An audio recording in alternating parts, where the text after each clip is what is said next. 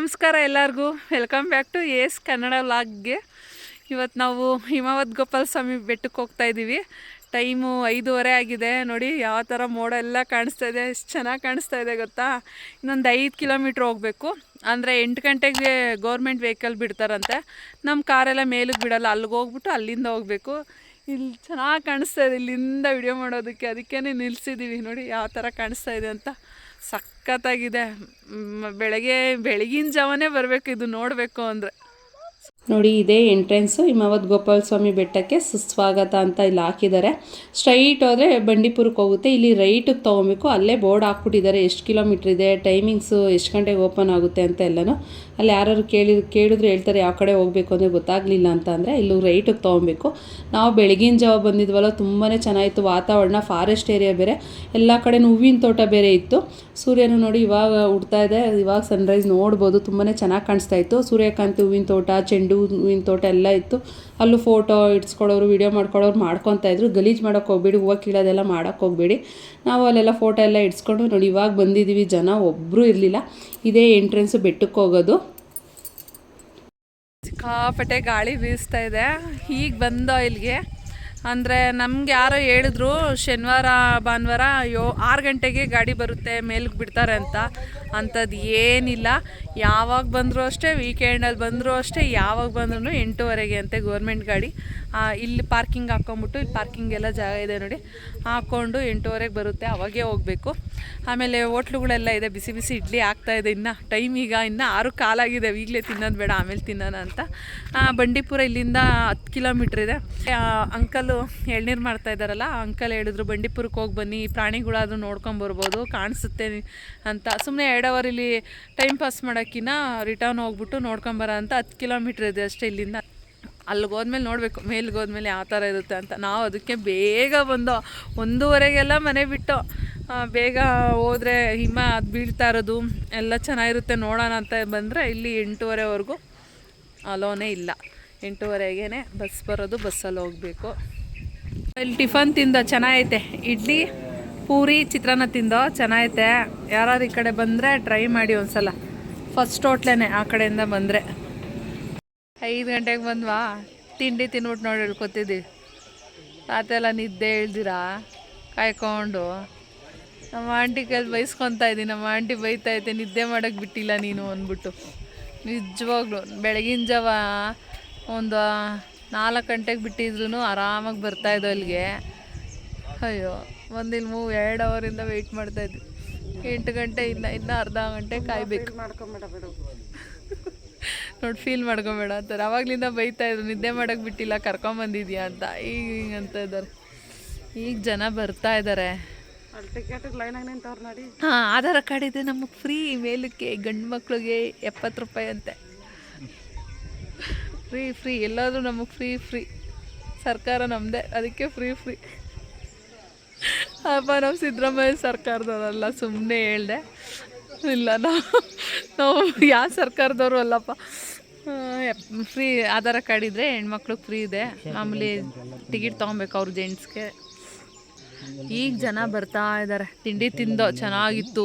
ಬಿಸಿ ಬಿಸಿ ಇಡ್ಲಿ, ಪೂರಿ, ಚಿತ್ರಾನ್ನ, ಬಜ್ಜಿ ಚೆನ್ನಾಗಿತ್ತು. ಸಾಗು ಚೆನ್ನಾಗಿರಲಿಲ್ಲ. ಕಡಲೆ ಚಟ್ನಿ ಚೆನ್ನಾಗಿತ್ತು. ಒಂದು ಬಕೆಟ್ ತಂದು ಮುಂದೆ ಇಟ್ಟಿದ್ರು.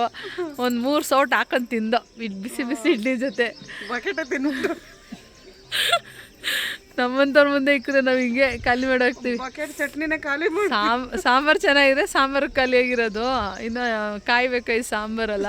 ಚಟ್ನಿ ಚೆನ್ನಾಗಿತ್ತು. ಎಲ್ಲ ಕೂತಿದ್ದಾರೆ. ಯಾವುದೋ ಜೀಪ್ ಬಂತು ಎಲ್ಲ. ನಿಂತ್ಕೊಡ್ರಿ. ನೋಡಿ ಬಸ್ ಬಂತು. ಆಂಟಿ ಬಸ್ ಬಂತು. ಆಂಟಿ ಸೈಡಿಗೆ ಬರ್ರಿ, ಹಿಂದಕ್ಕೆ ಸೀಟ್ ಮಸ್ತಾಗವೆ. 70 ರೂಪಾಯಿ ಚೇಂಜ್ ಕೊಡಿ. ಚೇಂಜ್ ಇರಲ್ಲ ಇಲ್ಲಿ. ಹೌದಾ? ಒಂದು ಟಿಕೆಟ್ ಕೊಡಿ. ಚೇಂಜ್ ಇಲ್ಲಂತೆ ನೋಡಿ ಫ್ರೆಂಡ್ಸ್. ಟಿಕೆಟ್ ತೊಗೊಂಡಿದ್ದಂತೆ. ನನ್ನ ಹತ್ರ ಇಲ್ಲ, 200 ರೂಪಾಯಿ ನೋಟೇ ಇರೋದು. ಕೊಡೋಣ.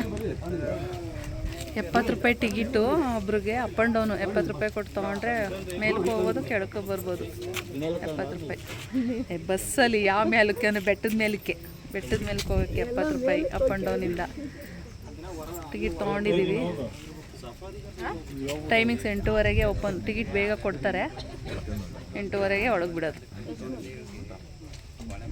ಸಫಾರಿ ಜೀಪಲ್ಲಿ ಕರ್ಕೊಂಡು ಹೋಗ್ತಾರೆ. 8 ಜನನಾ ಸರ್? 800 ರೂಪಾಯಿ, 8 ಜನ ಹೋಗ್ಬೋದು. ಕರ್ಕೊಂಡೋಗಿ ಕರ್ಕೊಂಬರ್ತಾರೆ. 800 ರೂಪಾಯಿ, 8 ಜನ ಒಂದು ಫ್ಯಾಮಿಲಿ ಹೋಗ್ಬೋದು. ಇಲ್ಲ 8 ಜನ ಯಾರು ಬೇಕಾದರೂ ಹೋಗ್ಬೋದು. 800 ರೂಪಾಯಿ ಕೊಟ್ಟು 100 ರೂಪಾಯಿ ಬಿತ್ತು ಒಬ್ರಿಗೆ ಅಲ್ಲಿಗೆ. ಇದರಲ್ಲೂ ಹೋಗ್ಬೋದು, ಬಸ್ಸಲ್ಲೂ ಹೋಗ್ಬೋದು, ಯಾವುದ್ರಲ್ಲಿ ಬೇಕಾದರೂ ಹೋಗ್ಬೋದು. ಟಿಕೆಟ್ ತೊಗೊಂಡು ನೋಡಿ ನಿಂತಿದ್ದೀವಿ. ಹಿಂಗೆ ಲೈನಿಗೆ ನಿಂತ್ಕೊಬೇಕು. ಬಂದು ಇಲ್ಲೇ ಟಿಕೆಟ್ ಕೊಡ್ತಾರೆ. ಟಿಕೆಟ್ನ ಚೆಕ್ ಮಾಡಿಸ್ಕೊಂಡು ಒಳಗೆ ಹೋಗೋದು. ಆಮೇಲೆ ನೀರು ಬಾಟ್ಲು ಅಂದರೆ ವಾಟ್ರ್ ಬಾಟ್ಲುಗಳ್ನೂ ತೊಗೊಂಡೋಗಂಗಿಲ್ಲ. ಆಮೇಲೆ ಸ್ನ್ಯಾಕ್ಸ್, ಆಮೇಲೆ ಏನೇ ತಿಂಡಿಗಳ್ನೂ ತೊಗೊಂಡೋಗಂಗಿಲ್ಲ. ಚೆಕ್ ಮಾಡ್ತಾರೆ. ಟಿಕೆಟು ಅಷ್ಟೇ ಚೆಕ್ ಮಾಡಿಬಿಟ್ಟು ಬಿಡ್ತಾರೆ. ಯಾವ ಬಸ್ಗಾದರೂ ಹತ್ಬೋದು ನಾವು. ಹೋಗಿದ್ದ ಬಸ್ಗೆ ತಿರ್ಗಾ ರಿಟರ್ನ್ ಅದರಲ್ಲೇ ಹತ್ತಬೇಕು ಅನ್ನೋದಿಲ್ಲ. ಯಾವ ಬಸ್ಗಾದರೂ ಹೋಗ್ಬೋದು, ಬರುವಾಗೂ ಅಷ್ಟೇ ಯಾವ ಬಸ್ಸಲ್ಲಾದರೂ ಹತ್ಕೊಂಡು ಕುತ್ಕೊಂಡು ಬರ್ಬೋದು. 5 ನಿಮಿಷಕ್ಕೂ ಬಸ್ ಇದೆ. ಆಮೇಲೆ ಮೆಜೆಸ್ಟಿಕ್ಕಿಂದ ಅಂದರೆ ಬೆಂಗಳೂರಿಂದನೂ ಈ ದೇವಸ್ಥಾನಕ್ಕೆ ಹಿಮವದ್ ಗೋಪಾಲ ಸ್ವಾಮಿ ಬೆಟ್ಟಕ್ಕೆ ಬಸ್ ಇದೆ. ಮೈಸೂರಿಂದನೂ ಬಸ್ ಇದೆ. ಓನ್ ವೆಹಿಕಲ್ ಇಲ್ಲ ಅಂತ ಅಂದ್ರೂ ಪರವಾಗಿಲ್ಲ, ಬಸ್ಸಲ್ಲಿ ಬರ್ಬೋದು. ನೋಡಿ ಈ ಥರ ಅನುಕೂಲ ಇದೆ. ನಮಗೆ ಗೊತ್ತೇ ಇರಲಿಲ್ಲ. ಟೈಮಿಂಗ್ಸು 8:30ಗೆ ಇರೋದು. ಯಾವ ವೀಕೆಂಡಲ್ಲೂ ಯಾರು ಮತ್ತು ಕೇಳ್ಕೊಂಡು ಬೇಗ ಬರಬೇಡಿ. 8:30ಗೆ 8 ಟಿಕೆಟ್ ಕೊಡ್ತಾರೆ, 8:30ಗೆ ಬಸ್ ಹತ್ತಿಸ್ತಾರೆ ಅಷ್ಟೇ. ಈಗ ನಾವು ನಿಂತಿದ್ದೀವಿ. ಆಮೇಲೆ ತುಂಬ ಜನ ಇರ್ತಾರೆ. ಲೈನಲ್ಲಿ ನಿಂತ್ಕೊಬೇಕು ನಾವು. ಫಸ್ಟ್ ಬಸ್ಗೆ ಹತ್ತಿದ್ದೀವಿ. ಚೆಕಿಂಗ್ ಮಾಡಿಬಿಟ್ರು. ಅಂದರೆ ಏನು ತೊಗೊಂಡೋಗಂಗಿಲ್ಲ ಅಲ್ವಾ. ಟಿಕೆಟ್ ಇಶ್ಯೂ ಮಾಡಿಬಿಟ್ಟು ಚೆಕಿಂಗ್ ಮಾಡಿಬಿಟ್ಟಿದ್ದಾರೆ. ಬಸ್ಸಲ್ಲಿ ಕೂತಿದ್ದೀವಿ. ನೋಡೋಣ ಈಗ ಹೊರಡುತ್ತೆ ಇವಾಗ ಬಸ್ ಮೂವ್ ಆಯಿತು. ನೋಡಿ ಹೋಗ್ತಾ ಯಾವ ಥರ ವಾತಾವರಣ ಫಾರೆಸ್ಟ್ ಕಾಣಿಸ್ತಾ ಇದೆ ಅಂತ. ಫಾರೆಸ್ಟ್ ಒಳಗೇನೆ ಹೋಗೋದು. ಸುತ್ತಲೂ ಈ ಥರ ಹಸಿರು ಗಿಡಗಳು, ಮರಗಳು ತುಂಬಾ ಚೆನ್ನಾಗಿ ಕಾಣಿಸುತ್ತೆ. ಆಮೇಲೆ ಪ್ರಾಣಿಗಳೂ ಕಾಣಿಸುತ್ತೆ. ಇವಾಗ ನೀವು ನೋಡ್ಬೋದು ನೋಡಿ, ಕಾಡೆಮ್ಮೆಗಳಿದ್ದಾವೆ. ತುಂಬ ಹಿಮ ಇತ್ತು ಅಂದರೆ ಮುಂದಕ್ಕೆ ಹೋಗ್ತಾ ಬೆಟ್ಟದ ಮೇಲೆ ಹೋಗ್ತಾ ಜಾಸ್ತಿ ಹಿಮ ಬೀಳ್ತಾ ಇರೋ ಕಾರಣಕ್ಕೆ ನಮ್ಗೆ ಯಾವ ಪ್ರಾಣಿಗಳೂ ಕಾಣಿಸ್ತಿಲ್ಲ. ಕಾಣಿಸುತ್ತಂತೆ ಆನೆ ಬರೋದು, ಪ್ರಾಣಿಗಳೆಲ್ಲನೂ ನಮಗೆ ಕಾಣಿಸ್ತಿಲ್ಲ. ನೋಡಿ ಸಿಕ್ಕಾಪಟ್ಟೆ ಹಿಮ ಬೀಳ್ತಾಯಿತ್ತು. ಆಮೇಲೆ ಜೋರಾಗಿ ಕೂಗೋದು, ಕಿರ್ಚಾಡೋದೆಲ್ಲ ಮಾಡೋಕ್ಕೆ ಹೋಗಬೇಡಿ. ಡ್ರೈವರ್ ಹೇಳ್ತಾ ಇರ್ತಾರೆ ಹಂಗೆ ಕೂಗಾಡಬೇಡಿ ಅಂತ. ಮಾಮೂಲಿ ವಿಡಿಯೋ ಮಾಡ್ಕೊಂಡು ಹೋಗ್ಬೋದು. ಆಮೇಲೆ ದೇವಸ್ಥಾನ ಸುತ್ತಲೂ ಅಷ್ಟೇ ಇವಾಗ ಕಂಬಿಗಳು ಕಟ್ಬಿಟ್ಟಿದ್ದಾರೆ. ಮುಂಚೆ ಕಟ್ಟಿರಲಿಲ್ಲ. ಹೋಗಿ ಫೋಟೋ ಇಡ್ಸ್ಕೊಳ್ಳೋದು, ವಿಡಿಯೋ ಮಾಡ್ಕೊಳ್ಳೋದೆಲ್ಲ ಮಾಡ್ಕೊಬೋದಾಯಿತು. ಪ್ರಾಣಿಗಳು ಬರೋದಕ್ಕೆ ಇಲ್ಲ ನಮ್ಮಿಂದ ಏನೋ ತೊಂದರೆ ಆಗೋದಕ್ಕೇನೋ ಕಂಬಿ ಕಟ್ಟಿದ್ದಾರೆ. ಆಮೇಲೆ ಕೋಟೆ ಕಾಣಿಸುತ್ತೆ. ಅಂದರೆ ಇವಾಗ ತುಂಬ ಹಿಮ ಇರೋದ್ರಿಂದ ನಮಗೆ ಕಾಣಲಿಲ್ಲ. ಅದೇ ಸಫಾರಿ ಜೀಪಲ್ಲಿ ಏನಾದ್ರು ಬಂದರೆ ಕಾಣಿಸ್ಬೋದೇನೋ, ಬಸ್ಸಲ್ಲಿ ನಮಗೆ ಕಾಣಿಸ್ತಿಲ್ಲ. ಹಿಮನೂ ಜಾಸ್ತಿ ಇರೋ ಕಾರಣದಿಂದ. ಈಗ ಅಂದರೆ ಜೂನು ಜುಲೈ ಆಗಸ್ಟಲ್ಲಿ ಜಾಸ್ತಿ ಹಿಮ ಇರುತ್ತಂತೆ. ಬೇಸಿಗೆ ಟೈಮಲ್ಲಿ ಹೋದರೆ ಅಂದರೆ ಫೆಬ್ರವರಿ ಮಾರ್ಚ್ ಟೈಮಲ್ಲಿ ಹೋದರೆ ಕಮ್ಮಿ ಇರುತ್ತೆ. ಅಂದರೆ ಇರುತ್ತೆ, ಸ್ವಲ್ಪ ಕಮ್ಮಿ ಇರುತ್ತೆ. ಅವ್ರು ಅಲ್ಲಿ ಹೇಳ್ತಾಯಿದ್ರು. ಅದರಿಂದ ಇವತ್ತು ಸಿಕ್ಕಾಪಟ್ಟೆ ಹಿಮ, ಒಳ್ಳೆ ಮಳೆ ಹನಿಗಳು ಬಿದ್ದಂಗೆ ಬೀಳ್ತಾಯಿತ್ತು. ನಂದಿ ಬೆಟ್ಟಕ್ಕೆ ಹೋದವು ಇದೇ ಥರ ಇರುತ್ತೆ ವಾತಾವರಣ.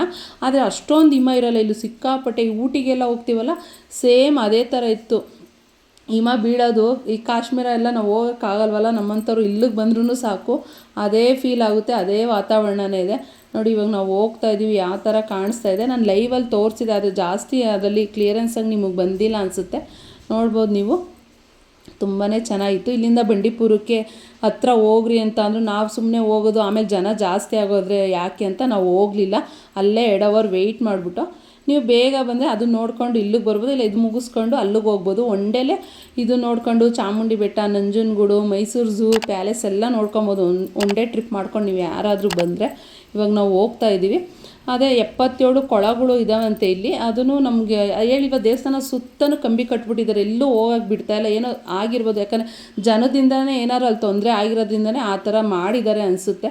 ನೋಡಿ ಯಾವ ಥರ ಕಾಣಿಸ್ತಾ ಇದೆ. ಇವಾಗ ಹೋಗ್ತಾ ಇದ್ದೀವಿ. ಇನ್ನೇನು ಬೆಟ್ಟದ ಹತ್ತತ್ರ ಇದ್ದೀವಿ. ಒಂದು 1/4 ಗಂಟೆ ಜರ್ನಿ ಕೆಳಗಡೆ ಅಷ್ಟು ಬಿಸ್ತಿತ್ತಾ. ಮೇಲೆ ಹೋಗ್ತಾ ಫುಲ್ಲು ಹಿಮ, ಫುಲ್ಲು ಬಾಡಿ ನಮ್ಮದು ಕೈ ಕಾಲೆಲ್ಲ ಫುಲ್ ಸೇದ್ಕೊಂಬಿಟ್ಟಿತ್ತು. ಚಳಿಗೆ ಮಾತಾಡೋಕ್ಕೂ ಆಗ್ತಾ ಇರಲಿಲ್ಲ. ಆಮೇಲೆ ಮಕ್ಕಳನ್ನ ಯಾರು ಕರ್ಕೊಂಡು ಹೋಗ್ತೀವಿ ಅನ್ನೋರು ದಯವಿಟ್ಟು ಒಂದು ಸ್ವೆಟರ್, ಒಂದು ಶಾಲುನ ತೊಗೊಂಡೋಗಿ. ನಿಜವಾಗ್ಲೂ ಇರೋಕ್ಕಾಗಲ್ಲ. ನಮ್ಗೆ 1 ಅವರ್ಗೆ ಫುಲ್ ಕೋಲ್ಡ್ ಆಗೋಗಿ ನನಗಂತೂ ಫುಲ್ ನಡುಗ್ತಾ ಇದೆ. ಎಲ್ಲರೂ ಅಷ್ಟೇ, ಮಾತಾಡೋಕ್ಕೆ ಆಗಲ್ಲ, ಅಷ್ಟು ನಡುಗ್ತಾ ಇರ್ತೀವಿ. ಸಿಕ್ಕಾಪಟ್ಟೆ ಹಿಮ ಇತ್ತು ನಾವು ಹೋಗಿದ್ದ ದಿವಸ. ಬೇರೆ ಟೈಮಲ್ಲಿ ಹೆಂಗಿರುತ್ತೆ ಏನೋ ಗೊತ್ತಿಲ್ಲ. ಇನ್ನೇನು ನೋಡಿ ಇವಾಗ ಹತ್ತತ್ರ ಇದ್ದೀವಿ. ಇವಾಗ ನೋಡಿ ಇದೇ ದೇವಸ್ಥಾನದ ಎಂಟ್ರೆನ್ಸು. ಇಲ್ಲೇ ಬಸ್ ನಿಲ್ಲಿಸ್ತಾರೆ. ಇಲ್ಲೇ ಇಳ್ಕೊಬೋದು, ತಿರ್ಗಿ ಮತ್ತೆ ಅಲ್ಲೇ ಬಂದು ಹತ್ಬೋದು. ಬಸ್ಗಳು ಸುಮಾರು ನಿಂತಿರುತ್ತೆ. ಜೀಪಲ್ಲಿ ಬಂದಿರೋರು ತಿರ್ಗಿ ಹೋಗಿ ಜೀಪಲ್ಲಿ ಕುತ್ಕೊಬೋದು. ನೋಡಿ ಯಾವ ಥರ ಕಾಣಿಸ್ತಾ ಇದೆ. ಬೆಟ್ಟದ ಮೇಲೆ ಬಂದಾಗ ದೂರಕ್ಕೆ ನಮ್ಗೆ ಏನೂ ಕಾಣಿಸ್ತಾನೆ ಇರಲಿಲ್ಲ. ನಾವು ಇವಾಗ ಬಸ್ ಇಳಿತಾ ಇದ್ದೀವಿ. ಒಂದೇ ಸಲ 4 ಬಸ್ ಬಂತು. ಯಾಕಂದರೆ ಜನ ಇದ್ರು ಬಸ್ ಬರ್ತಾ ಇದ್ದಂಗೆ ಟಿಕೆಟ್ ಕೊಟ್ಟಿದ್ರಲ್ಲ, 4 ಬಸ್ಸನ್ನು ಒಟ್ಟಿಗೆ ಬಂದು ನೋಡಿ ಇಳಿತಾ ಇದ್ದೀವಿ. ಇವಾಗ ದೇವಸ್ಥಾನದ ಹತ್ರಕ್ಕೆ ಹೋಗ್ತಾ ಇದ್ದೀನಿ. ಐಸ್ ಒಳಗೆ ಹಾಕಿ ನಮ್ಮನ್ನ ಇಟ್ಟವ್ರೇನೋ ಅಂದಾಗ ಆಗ್ತಾಯಿತ್ತು, ಮಾತಾಡೋಕ್ಕೂ ಆಗಲ್ಲ, ಅಷ್ಟು ಗಿಡ ಅನಿಸ್ತೈತೆ. ಕೈಯೆಲ್ಲ ನನಗೆ ಆಗಲೇ ಸೇದ್ಕೊಂತೈತೆ ಫುಲ್ಲು. ಏನು ನೋಡಿ ಅಲ್ಲಿ ಮುಂದೆ ಏನು ಕಾಣಿಸ್ತಾ ಇಲ್ಲ. ಇದೇ ನೋಡಿ ದೇವಸ್ಥಾನದ ಎಂಟ್ರೆನ್ಸ್. ಇವಾಗ ಒಳಕ್ಕೆ ಹೋಗ್ತಾ ಇದ್ದೀನಿ. ಇವಾಗ ನಾವು 8:45 ಆಗೈತೆ ಟೈಮ್. ನಾವು ಬಂದಾಗ ಸಂಜೆ 5 ಗಂಟೆವರೆಗೂ ನಾವು ಇರ್ಬೋದು. ಯಾಕಿದ್ದೀರಾ, ಯಾಕೆ ಇಷ್ಟೊತ್ತಾಯ್ತು ಅಂತ ಯಾರೂ ಕೇಳಲ್ಲ. ಎಷ್ಟೊತ್ತಾದರೂ ಇರ್ಬೋದು. ಲಾಸ್ಟ್ ಬಸ್ 5 ಗಂಟೆ ಇರೋದು, ಅವಾಗ ಬೇಕಾದ್ರೂ ಹೋಗ್ಬೋದು. ನಿಜವಾಗ್ಲೂ ಚಳಿ ತಡ್ಕೊಂಡು 1 ಅವರ್ ಇರ್ಬೋದು, 2 ಅವರ್ ಇರ್ಬೋದು, ಇರೋಕ್ಕಾಗಲ್ಲ. ಆಮೇಲೆ 10:30 ಮಹಾಮಂಗಳಾರತಿ, ಅದಾದಮೇಲೆ ಪ್ರಸಾದನೂ ಕೊಡ್ತಾರೆ.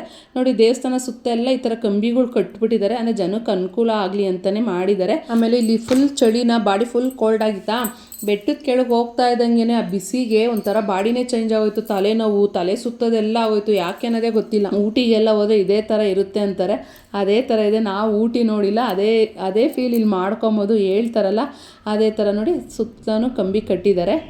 ಆಮೇಲೆ ದೇವಸ್ಥಾನ ಸುತ್ತಲೂ ಕೋಟೆಗಳಿದಾವಂತೆ, ಅದೂ ಕಾಣಲಿಲ್ಲ. ಆಮೇಲೆ 77 ಕೊಳಗಳಿದಾವಂತೆ, ಏನು ಕಾಣಲ್ಲ, ಅಷ್ಟು ಹಿಮ ಇದೆ ಅಲ್ವಾ. ಏನು ಅಲ್ಲಿ ಬಂದು ಒಂದು ಪ್ರಾಣಿ ನಿಂತ್ಕೊಂಡಿಲ್ಲ, ಯಾರು ಅಷ್ಟು ಹೋಗಿ ನಿಂತ್ಕೊಂಡ್ರು ಕಾಣಿಸ್ತಾ ಇರಲಿಲ್ಲ, ಅಷ್ಟು ಹಿಮ ಬೀಳ್ತಾ ಇತ್ತು. ನಿಮ್ಮ ವಿಡಿಯೋದಲ್ಲಿ ಯಾವ ಥರ ಕಾಣಿಸ್ತಾ ಇದೆ ಗೊತ್ತಿಲ್ಲ, ಅಲ್ಲಿ ರಿಯಲಾಗಿ ನೋಡುವಾಗ ನಮಗಂತೂ ಏನು ಕಾಣಿಸ್ತಾ ಇರಲಿಲ್ಲ ದೂರಕ್ಕೆ. ನೋಡಿ ಇವಾಗ ದೇವಸ್ಥಾನದೊಳಗಡೆ ಹೋಗ್ತಾ ಇದ್ದೀನಿ. ದೇವಸ್ಥಾನದ ತುಂಬಾ ಇತಿಹಾಸ ಇದೆ, ನಾನು ಅದನ್ನು ಹಾಕಿರ್ತೀನಿ. ಪೂರ್ತಿ ದೇವಸ್ಥಾನದ ಬಗ್ಗೆ ನೀವು ಅಲ್ಲಿ ಓದ್ಕೊಂಬೋದೇಕಂದ್ರೆ ತುಂಬಾ ದೊಡ್ಡದಾಗಿದೆ ಇದು ದೇವಸ್ಥಾನದ ಕತೆ ಹೇಳಬೇಕು ಅಂದರೆ. ಅಲ್ಲಿ ಬ್ಯಾನರ್ ಹಾಕಿದ್ರು, ನಾನು ಅದನ್ನು ವಿಡಿಯೋ ಮಾಡ್ಕೊಂಡಿದ್ದೀನಿ. ನೋಡಿ ಇದೇ ದೇವಸ್ಥಾನದ ಎಂಟ್ರೆನ್ಸ್, ಗಡಗಂಬ ಇದೆ. ಈಗ ನೋಡಿಕೊಂಡು ಇವಾಗ ದೇವಸ್ಥಾನದೊಳಗೆ ಹೋಗ್ತಾ ಇದ್ದೀನಿ. ದೇವ್ರು ಎಲ್ಲರಿಗೂ ಒಳ್ಳೇದು ಮಾಡಲಿ. ಈಗ ನೀವು ದೇವ್ರ ದರ್ಶನ ಮಾಡ್ಕೊಳ್ಳಿ. ಮಂಗಳಾರತಿ ನಡೀತಾ ಇದೆ ಇವಾಗ.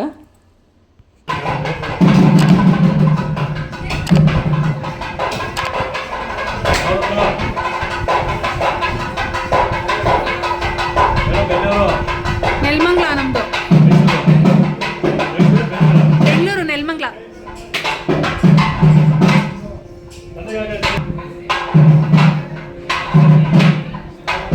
ಎಲ್ಲರೂ ದೇವ್ರ ದರ್ಶನ ಮಾಡ್ಕೊಂಡ್ರೆ ದರ್ಶನ ಚೆನ್ನಾಗಾಯ್ತಲ್ವ.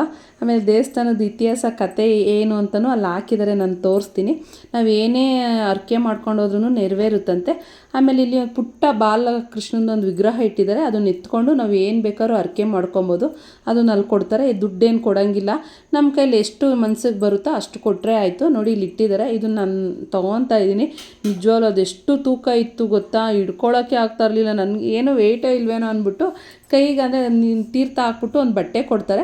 ಆ ಬಟ್ಟೆ ಮೇಲೆ ನೋಡಿ ಕೃಷ್ಣ ಇಡ್ತಾರೆ. ನಾನು ಸುಮ್ಮನೆ ಹಿಂಗೆ ಹಿಡ್ಕೊಂಡೆ, ಅದು ನೋಡಿದ್ರೆ ಎಷ್ಟು ತೂಕ ಐತೆ ಗೊತ್ತಾ, ನಾನು ಬೀಳಿಸೇ ಬಿಡ್ತೀನೇನೋ ಅಂದ್ಕೊಂಬಿಟ್ಟು ಹೆಂಗೋ ಹಿಡ್ಕೊಂಡೆ. ನೋಡಿ ಹಿಡ್ಕೊಂಡು ನಾನು ಮುಕ್ಕೊತಾ ಇದ್ದೀನಿ. ನಮ್ಗೆ ಏನು ಬೇಕೋ ಅದನ್ನು ಅಂದ್ಕೊಂಡು ಅರ್ಕೆ ಕಟ್ಕೊಂಡ್ರೆ ಆಯಿತು.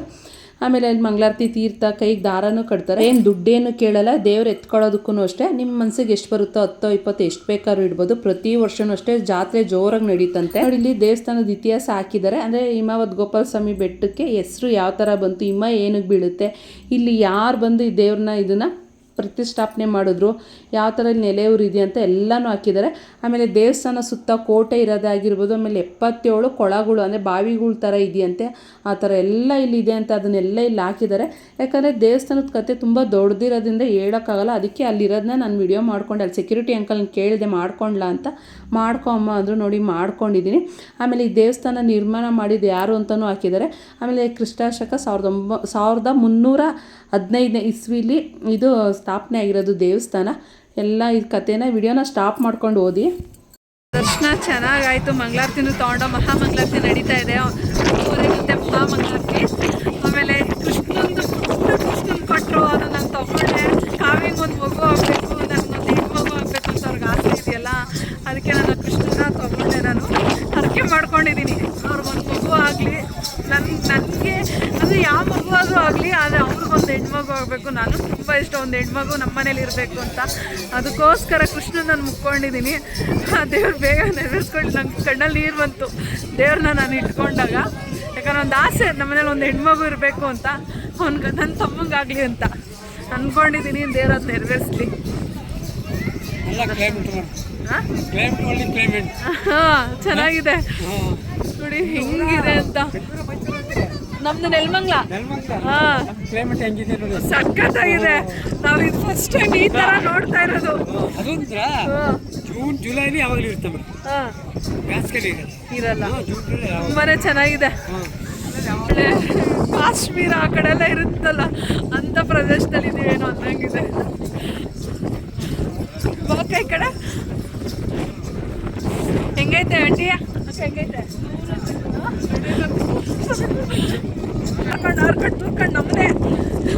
ತಗೊಂಡು ಹೋಗ್ತಾ ಇದ್ದೆ ನಮ್ಮನೆ. ಆಂಟಿ ಇಲ್ಲಿ ನಿಂತ್ಕೋ ಬಾ.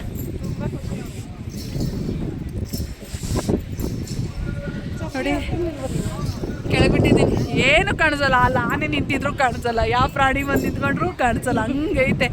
ಅದೇ ಜೂನು ಜುಲೈಯಲ್ಲಿ 2 ತಿಂಗಳಲ್ಲಿ ಬಂದರೆ ಇದೇ ಥರ ಇರುತ್ತಂತೆ. ಬೇರೆ ಟೈಮಲ್ಲಿ ಬಂದರೆ ಇರುತ್ತೆ, ಸ್ವಲ್ಪ ಕಮ್ಮಿ ಅಂತ ಇದ್ದಾರೆ, ಮಿಸ್ ಮಾಡ್ಕೊಂಬೇಡಿ. ನೋಡಿ ಇವಾಗ ದೇವಸ್ಥಾನ ಸುತ್ತನೂ ತೋರಿಸ್ತೀನಿ. ಇವಾಗ ಆಗಲೇ ಟೈಮ್ ಬಂದು 10 ಗಂಟೆ ಆಗಿದೆ. ನಾವು 1-1.5 ಅವರ್ ಇದ್ವಾ.